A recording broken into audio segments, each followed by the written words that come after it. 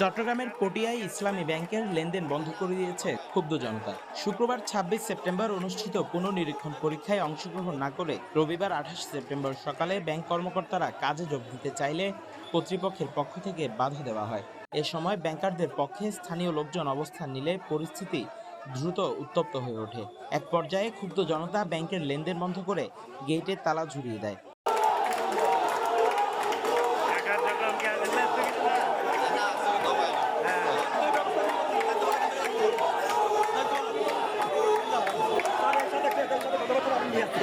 খবর পেয়ে পটিয়া থানা পুলিশ ঘটনাস্থলে গিয়ে লাঠিচার্জ করে পরিস্থিতি নিয়ন্ত্রণের চেষ্টা করে। পুলিশের লাঠিচার্জে অন্তত ৭ জন গুরুতর আহত হয়েছেন।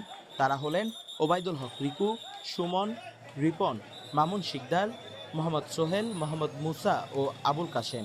এদের মধ্যে বিএনপি নেতা রিকুর অবস্থা আশঙ্কাজনক বলে জানা গেছে। আমি তীব্র নিন্দা প্রতিবাদ জানাচ্ছি যারা ব্যাংক কর্মচারীদেরকে যারা চাকরিচ্যুত করেছে তাদের প্রতি আমি কি নোংরা এবং প্রতিবাদ জানাচ্ছি, তীব্র নিন্দা জানাচ্ছি।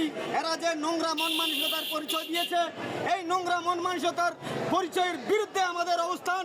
আমরা যতদিন পর্যন্ত এই নোংরা মানুষগুলো বাংলাদেশের এই চেয়ারে বসে এই যে সাধারণ মানুষের যে দুর্ভোগ, এই যে চাকরিজীবীদের যে হয়রানি, চাকরিচ্যুত করার পেছনে যাদের যে হীনমন্য মন মানসিকতার পরিচয় দিয়েছে তাদের বিরুদ্ধে আমাদের অবস্থান। আমরা চাই ওই গদিতে বসে এরা যেন এই সাধারণ মানুষের উপরে যে নির্যাতন, নিপীড়ন, নিরীহ মানুষের উপরে যে ক্ষতি সাধন, এর ক্ষতিপূরণ সব তাদেরকে দায়ভার বহন করতে হবে। বিকেল ৩:৩০ পর্যন্ত ব্যাংকের সামনে উত্তেজনা বিরাজ করে। পরবর্তীতে অতিরিক্ত পুলিশ মোতায়েন করলে পরিস্থিতি স্বাভাবিক হয়। পরিস্থিতি নিয়ন্ত্রণে আনতে উপজেলা নির্বাহী কর্মকর্তা ফারহানুর রহমান ঘটনাস্থলে উপস্থিত হন। আচ্ছা ঠিক আছে, আমি তাহলে ম্যানেজার সাহেবের সাথে কথা বলবো। আর আপনাদের মেন তো যে ব্যাংক নিয়ে ভাই, এখানে ব্যাংকে আমি অবশ্যই অধিকার এসে গেলে আমাদের কি রাস্তা শুরু হচ্ছে কোনো কথা আচ্ছা আমরা সাহেব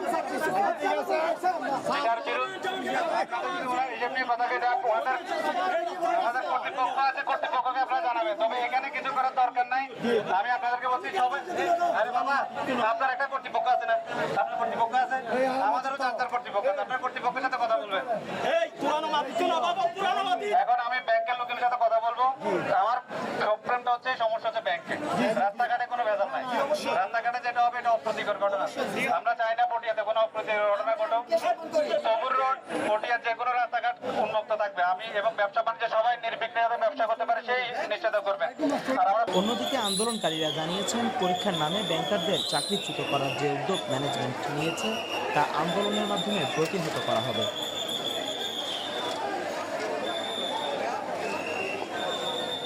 পটিয়া প্রতিনিধির পাঠানো তথ্যচিত্রে news desk, CTG post, Chittagong.